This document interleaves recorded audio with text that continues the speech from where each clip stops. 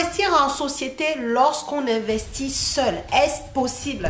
C'est la question à laquelle nous allons répondre ensemble dans cette vidéo. Si c'est un sujet qui t'intéresse parce que peut-être que tu investis seul et tu sais qu'investir dans les sociétés est une stratégie intéressante et tu te demandes si c'est possible pour toi d'investir seul au travers d'une société, reste dans cette vidéo, je te donne la réponse. On commence tout de suite. Bonjour à tous et bienvenue sur cette chaîne destinée à l'investissement immobilier. Je suis Céline Médéou, épouse d'Orido. Je suis une immopreneur, une personne qui fait du business avec l'immobilier. C'est ce que je t'apprends à faire au travers de mes contenus sur cette chaîne, également au travers de mes formations et de mes accompagnements. Donc si c'est un sujet qui t'intéresse, je t'invite à t'abonner à la chaîne si tu n'es pas encore fait et surtout à activer ta cloche de notification pour ne pas rater mes futures publications. Et la deuxième chose, va regarder en barre de description de cette vidéo, tu trouveras ton lien de bienvenue pour aller télécharger ton cadeau, les 10 commandements de l'investissement immobilier rentable. La question intéressante que nous allons aborder aujourd'hui, je vais te donner mes réponses. On va réagir ensemble en commentaire. Si tu as d'autres astuces là-dessus, n'hésite surtout pas. Est-ce qu'on peut investir seul au travers d'une société? Lorsqu'on veut investir dans l'immobilier, on veut grandir son patrimoine, on veut diversifier ses stratégies, on se dit, ok, il y a une partie de mon patrimoine qui peut être en société, mais je n'ai pas envie de m'associer, je n'ai pas envie d'avoir d'autres personnes, je veux que le patrimoine ne soit qu'à moi. Est-ce que c'est possible quand même d'avoir une société qui te permette d'investir seul dans l'immobilier? Alors, la réponse est oui, évidemment, tu peux investir seul au travers d'une société. Maintenant, la forme de société qui va te le permettre très souvent, on va dire la forme classique, c'est une SASU. La SASU, c'est la société par action simplifiée unipersonnelle. Unipersonnelle parce que tu es seul, justement. Et tu peux avoir une SASU immobilière, d'accord? Moi, par exemple, j'ai une SASU, mais pour mon activité de formateur, de prestation de services dans l'immobilier. Mais toi, tu peux avoir une SASU immobilière qui te permette d'investir dans l'immobilier. Les marchands de biens ont des SASU. Si tu es seul et que tu fais une activité de marchand de biens, tu peux avoir une SASU qui te permette de réaliser ton activité. D'accord? Donc, dans le cadre de bâtir ton patrimoine, si tu es seul et que tu veux rester seul, tu peux avoir une SASU immobilière. Et d'ailleurs, tu peux commencer seul et ensuite y mettre des associés, d'accord? Et ta SASU se transformera simplement en SAS, d'accord? Aussi simple que ça.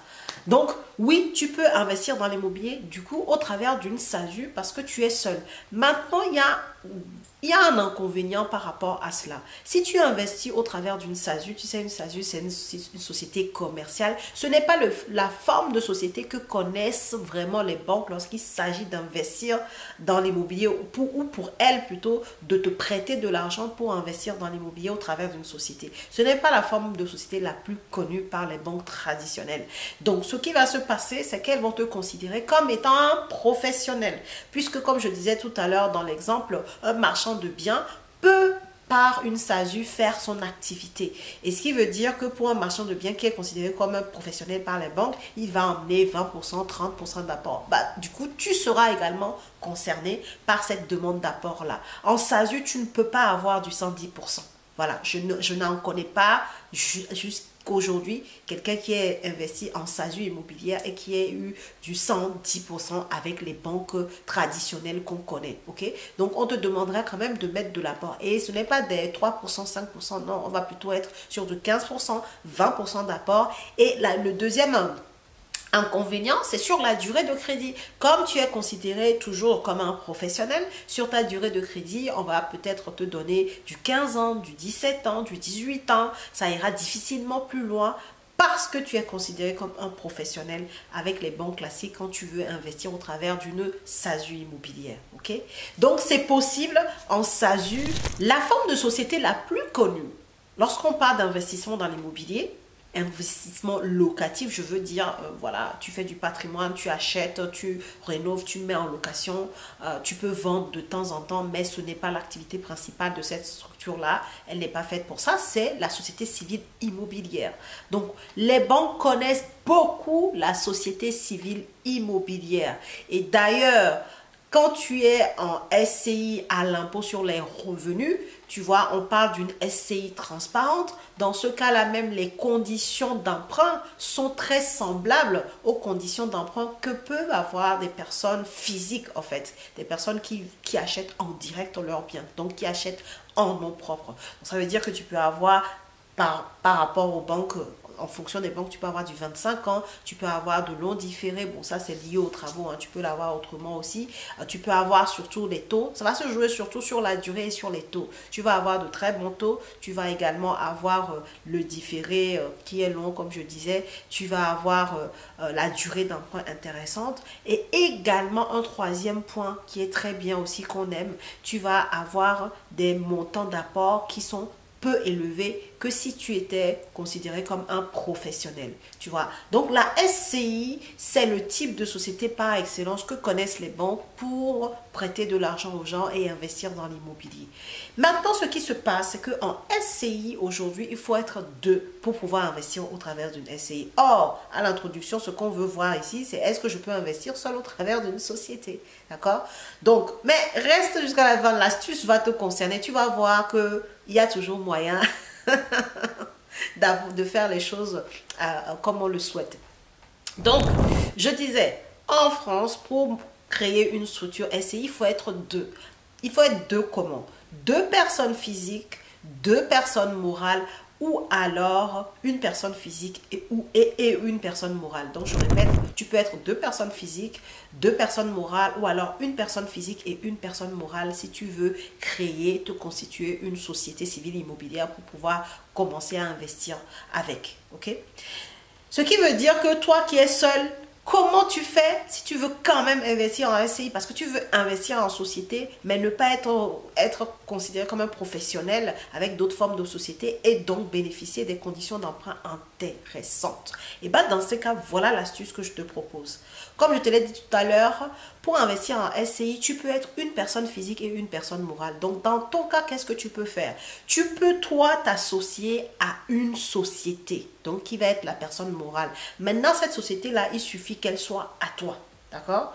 Donc, ça veut dire que si par exemple, aujourd'hui, tu es indépendant ou alors tu as déjà une structure parce que tu fais de la location, la sous-location professionnelle, par exemple, il y a des gens qui font de la sous-location professionnelle et qui ont une société, ou alors peu importe, tu as une société commerciale quelconque ou une société même non commerciale, hein, une société liée à tes prestations que tu fais de services ou voilà, peu importe le domaine, tu as une structure déjà en place, et ben tu peux t'associer toi, personne physique, avec cette société-là pour aller créer ta SCI et pouvoir réaliser tes investissements immobiliers. Et ce que tu peux faire, même si par exemple, admettons que c'est une société qui n'a pas beaucoup de revenus parce que c'est une société annexe, c'est un side business pour toi et que à côté peut-être que toi-même tu es salarié, et ben dans ce cas, si tu ne veux pas que les banques considèrent réellement les revenus de cette société, tu peux lui donner des parts minimum. Tu vois, tu peux avoir sur 100 parts, tu peux avoir 90 et la société elle en a 10. Mais au contrario, si c'est la société qui fonctionne de fou, c'est-à-dire c'est une grosse structure qui est très bénéficiaire et qui va t'arranger pour le financement, dans ce cas-là, tu mets la société en plus, en grand nombre, en parts, et puis toi, en parts un peu moins élevées. Donc après ça, c'est juste des détails, mais dans la stratégie, en gros, on te demande d'être deux, et ben tu es toi, personne physique, et toi, en même temps, personne morale, puisque la société dont on parle ne peut appartenir qu'à toi tout seul, en fait. Tu vois la subtilité? Donc, tu te retrouves à avoir une société civile immobilière qui t'appartient à toi physiquement, puisque tu es associé directement, et puis à toi, de l'autre côté, qui a une société. Donc, à travers ta société, tu deviens propriétaire, tu es le seul finalement propriétaire, mais de façon différente, quoi. C'est une astuce, mais de feu de Dieu, qui fonctionne et c'est légal, j'insiste dessus. C'est une astuce complètement légal que beaucoup de personnes utilisent déjà, en tout cas moi dans ma communauté, dans les personnes que j'accompagne. C'est une stratégie qu'on utilise pour rester dans l'investissement au travers de sociétés, mais avec les SCI, parce que c'est la forme de société que connaissent les banques, et donc ça nous permet d'avoir encore aujourd'hui des conditions bancaires très intéressantes par rapport à si tu allais te présenter avec une SASU immobilière par rapport aux banques classiques, je le rappelle, je parle toujours par rapport aux banques classiques, où là, tu seras considéré comme un professionnel et tu auras des conditions bancaires moins intéressantes. Donc voilà ce que je voulais te partager. En récapitulatif, tu as deux choix. Directement, tu passes sur la SASU immobilière, tu sais que bon, voilà, tu peux investir seul, mais tu as l'inconvénient que je t'ai donné, tu es considéré comme un professionnel, donc ça va avec les conditions d'emprunt qui sont différentes. Ou alors, tu fais l'astuce de la SCI et dans ce cas, tu t'associes, toi, personne physique, avec toi, personne morale, donc une société qui ne porte que ton nom, d'accord? Une société dans laquelle tu es à 100% propriétaire, en gros, tu as les 100%, 100 parts, quoi, de la société tout simplement, et donc tu t'associes avec cette société là au travers de la SCI, et pareil dans ce cas tu es également deux personnes du coup et tu peux utiliser ta SCI pour faire tes investissements en étant seul propriétaire jusqu'au bout. Voilà l'astuce que je voulais te partager, voilà les deux choses que je voulais te dire dans cette vidéo. C'est complètement possible. Toujours penser dans l'immobilier qu'il y a des solutions en fait. Maintenant, il faut avoir la bonne information et c'est pour ça que cette chaîne est là. Et si tu veux aller plus loin, n'hésite pas à prendre ton billet pour le séminaire qui arrive, la journée de formation de séminaire du 26 octobre prochain, parce que ce sont des pépites qu'on va partager avec vous. Ce sont des informations d'un autre niveau que tu vas pouvoir avoir puisqu'on se voit en physique. C'est plus facile de dire certaines vérités qu'on ne dit absolument pas sur les réseaux. Ça, c'est clair aussi, hein, parce que ici tout le monde est fliqué, il y a il y a des yeux, des oreilles de tout le monde partout, mais en physique on sera dans un espace que entre nous investisseurs, propice à des échanges beaucoup plus élaborés. Donc n'hésite pas à prendre ta place pour le 26 octobre et ça sera un plaisir de te rencontrer sur place. Sur ce, si tu as des astuces autres à partager pour pouvoir investir seul au travers d'une société parce que tu l'as déjà fait, parce que tu en as l'expérience ou parce que tu connais, n'hésite pas à nous les mettre en commentaire. Partage cette vidéo, ça peut toujours aider quelqu'un à côté de toi et moi je te dis à la prochaine vidéo.